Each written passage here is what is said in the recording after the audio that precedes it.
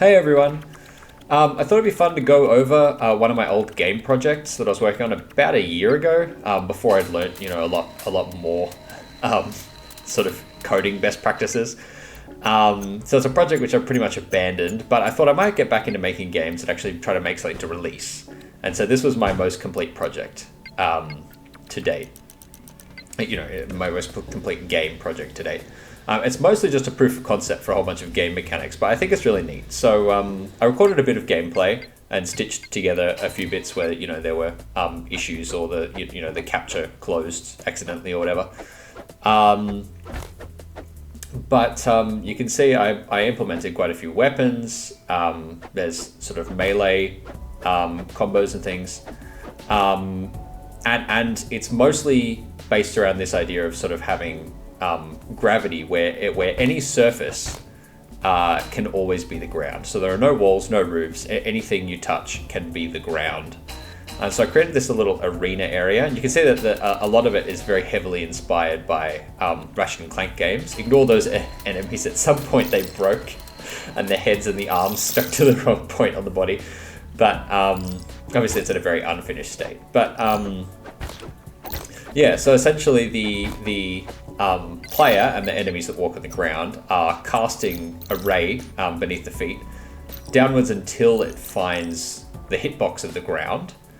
And then it's testing a sort of ring of pixels around that point. And finding which pixels collide with the hitbox and which ones don't, and then sort of finding an average, what angle is most representative, what angle sort of would point towards the average location of those pixels, and that's the direction of the normal of the ground, which is like the angle that you would want to face if you were standing on it. So it worked as an idea. You can see the enemies stick to the ground quite well, you stick to the ground quite well, and you can jump in the air and jump from surface to surface, and it seems relatively smooth. But it's horribly inefficient. So calculating that many collisions every single frame makes the game quite jittery. And so it's a lot more, like the frame rate is a lot lower than I think it would be if I hadn't been screen capturing, because I was doing it on my laptop rather than my nice powerful computer. But it is what it is. Anyway, so I pretty much abandoned this project as an idea because everything was just very inefficient, and to make the game run smoothly at all times would require pretty much reworking all of the code. So I might revisit it as an idea at some point, but there's not really any game here. It's essentially just running around an arena shooting stuff. And I don't think it's necessarily fun enough to justify going and reworking every single line of code, because I did it sort of before I'd learned a lot of coding best practice and how to do things a bit more efficiently and preserve computing power. And the other problem is it's so hectic and you're changing angles so constantly that I'm concerned that it would give people motion sickness. So yeah, apologies about the jittery frame rate. That was mainly because I was recording. I think it would actually stay consistently about above 20 to 30, I think, without screen recording. But even still, that's not great for a 2D game. So you can see I've got this radial menu. The original idea would be that you'd start off with just one or two weapons, and then you'd collect these little point things. And you can use those to buy more. And this is essentially just an arena where more and more enemies spawn. And they're always spawning further away from you. So there's a bunch of spawn points placed around. There's little ammo canisters as well, which we'll keep an eye out for. But yeah, so I made a bunch of weapons. So this flamethrower is quite fun. I think in the end, some of the weapons ended up filling similar niches, so I probably would rework them if I was going back to it now. But flamethrower is just drawing a bunch of primitives in a line. What's this? Just like a regular blaster machine gun thingy. It's not particularly interesting. The jellyfish was a work in progress, so you can't really do anything with the jellyfish at the moment. It's just sort of an animation test. And those snakes are really interesting, so hopefully we get to see something cool happen with the snakes in a moment. Yeah, so if you break a segment of the snakes, the snake will actually split into a bunch of smaller snakes. It'll split in half. And then if you keep shooting, then it will split into more and more smaller snakes. So there's sort of a strategy to them where you should try to shoot their head or their tail. And you can also shoot where their laser beam hits the ground to disable it. They also shoot out those little balls that explode. So they're quite interesting. I think I was actually called them worms. They were, sorry. They're sort of based on hammerhead worms, I think. But yeah, they're very cool. So essentially, each segment is its own enemy object, and it knows, whether the one in front of it or the one behind it, or it knows the ID of the one ahead or behind it. And so if there's nothing ahead of it, it becomes ahead. That's how it sort of calculates the split.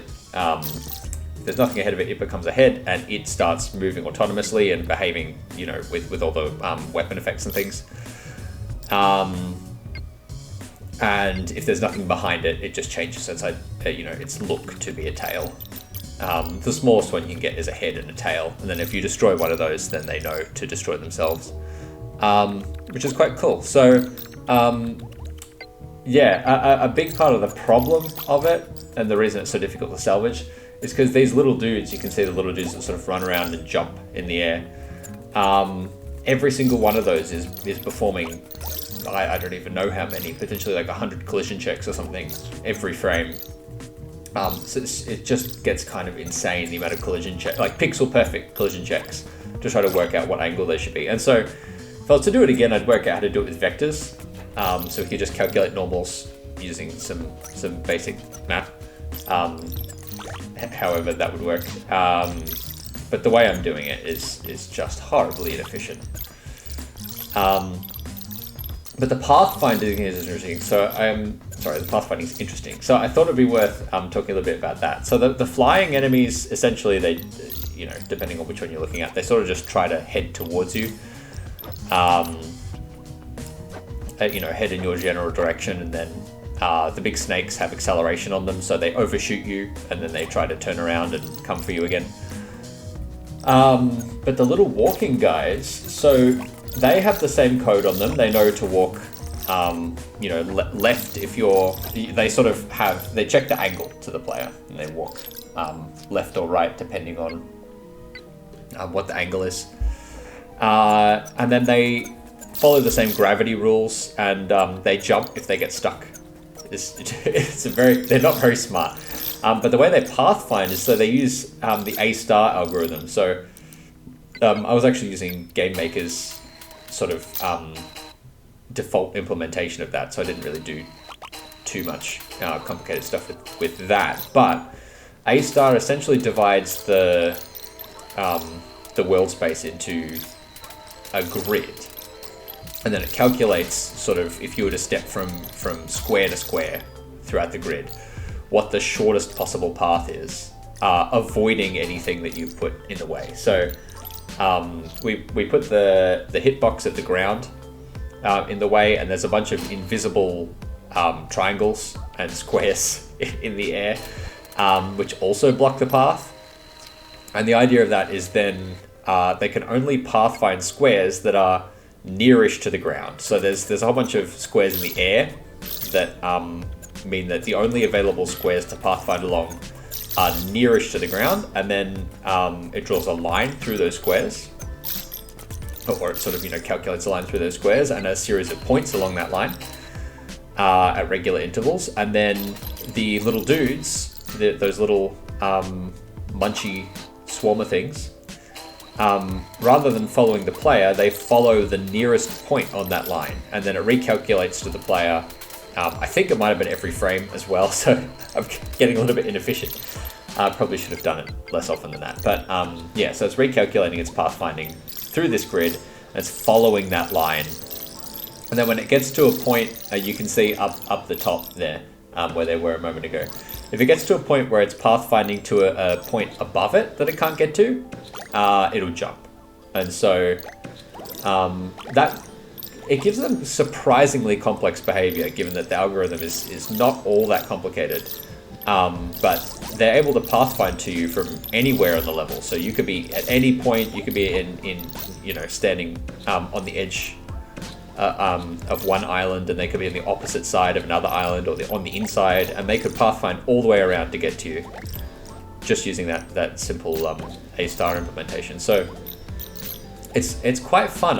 I'm quite happy with how a lot of that turned out. It's just unfortunate that there's so much that doesn't work about this game idea that I'm not really sure how to salvage it into a full game. So I'm probably going to do something much simpler, but it might be worth talking about the grappling hooks. They're not too complicated. I forget exactly how I did them, but there's a lot of springy, like sort of spring-based calculations. Oh yeah, I think I was just showing off there that when they bite you, they do a little jump and make a face.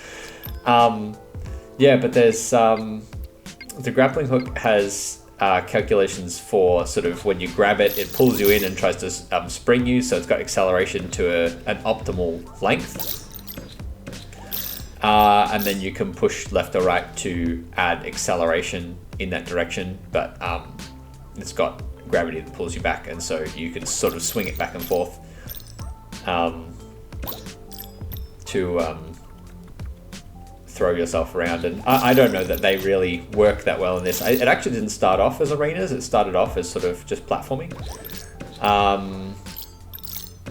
But I ended up deciding that the platforming with this sort of motion sickness inducing swinging around was a bit difficult to get working in a way that was sort of interesting, you know, because it was so difficult to implement walls properly. You'd always end up clipping through walls, and there were too many areas you could break out of. I ended up deciding just to go with an arena, and even still, it didn't narrow the scope enough. So yeah, I might reuse some of these mechanics in a future game, but I think it was still very interesting. So the sound effects I made, a lot of them were made with you know, VST synthesizers and things.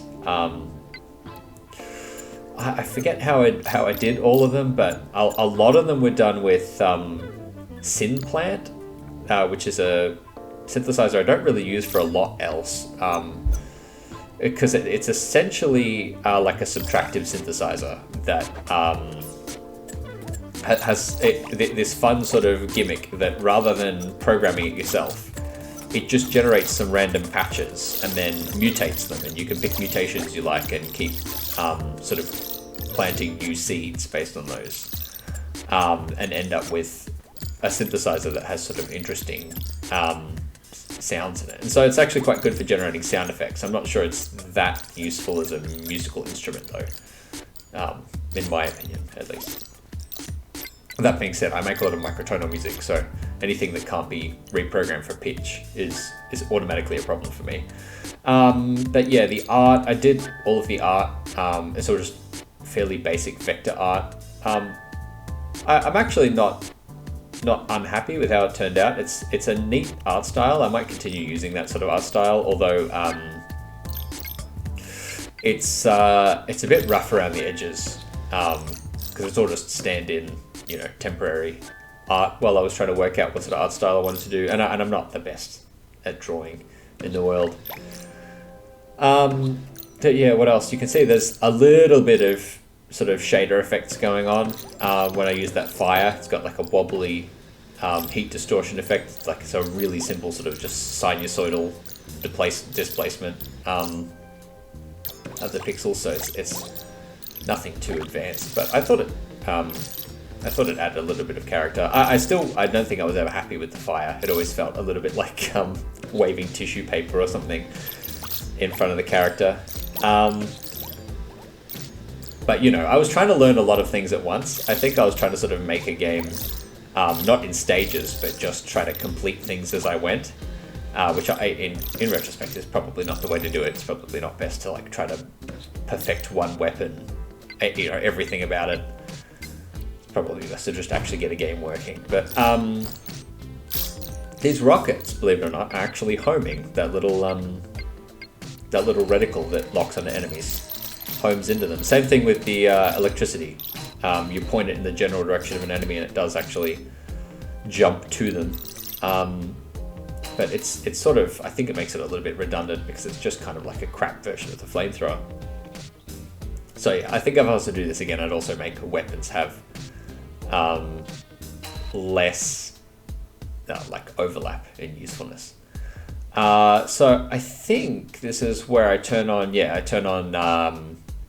debug mode. So you can see those little yellow dots at the feet were me attempting to implement inverse kinematics for the feet, which did not end up working at all because of how fast the legs were moving and what was happening in the air. And I think I got it sort of working, but it ended up just replacing it with just baked animations to the legs.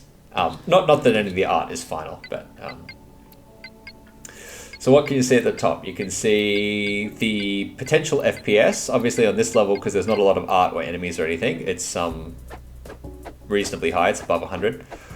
The health, the number of shells, which was the word I had for the money. There's angular dampening for the gravity, so I think I had implemented that. It would actually adjust based on whether you were jumping or flying to the side, the rate at which the gravity changes relative to the ground. I forget exactly how I did all of that, but it made it feel sort of less janky, I think, rather than just have the gravity suddenly change when you walk over a point like that. Same thing with the camera. You can see the camera is always trying to catch up with the player, and it always tries to be in between the reticle and the player. So when you point your weapon in a particular direction, the camera is always trying to point in that direction to, move more in that direction so you can see more of where you're looking at. Yeah, you can see the camera is always accelerating towards a point, and it's got dampening on it as well. So it's always accelerating fairly smoothly, and its rotation is accelerating. And so there's a lot going on, but I think it's still probably a little bit seasickness inducing. So gravity source distance, that's frozen when you're on a grappling hook target, but that just calculates how far away the ground is, which was more of a debugging thing than anything else. X and Y position, X velocity and Y velocity is just how fast you're moving in the X and Y direction, and X gravity and Y gravity. So essentially, that's just taking the amount of gravity in the X direction and the amount of gravity in the Y direction based on the angle to the ground. Weapon number, bolt radius, I think was a debug value I was using for the lightning bolt. But I forget exactly what that was doing. I think it would shrink it if you were shooting at the ground, but I don't know if I ended up using that much. Melee combo just keeps track of where in the combo you are and resets that. Shells on map is how many shells there are left on the map. Yes, and then there was the pause screen where I was going to have a menu, but I never ended up working out how to do a UI properly. I had to implement buttons one by one, so there's a single button there. And there's this relaxing music in the background that you can hear is a little bit inspired by the music from the Ratchet Clank 3, I think, multiplayer. So you can see that a lot of it was heavily inspired by Ratchet Clank. And yeah, so I'm probably going to go and make a game where I reuse some of these mechanics and do something that's maybe doesn't use as much gravity mechanics, try to keep it really simple so I can actually finish and release something. But it was a lot of fun, I remember, to make. I just gave myself too much scope was the real problem. So I feel bad abandoning it. So I thought I would do this video to sort of show the kinds of mechanics that I enjoy doing, and then maybe people can suggest what kinds of things you'd like to see me do with those, or what kinds of things you think would be worth getting rid of in a future game, or what you'd like to see expanded upon. But yeah, it was a lot of fun. It was a really neat challenge to put together, and I'm glad I did it because I think I learned a lot just from developing those mechanics.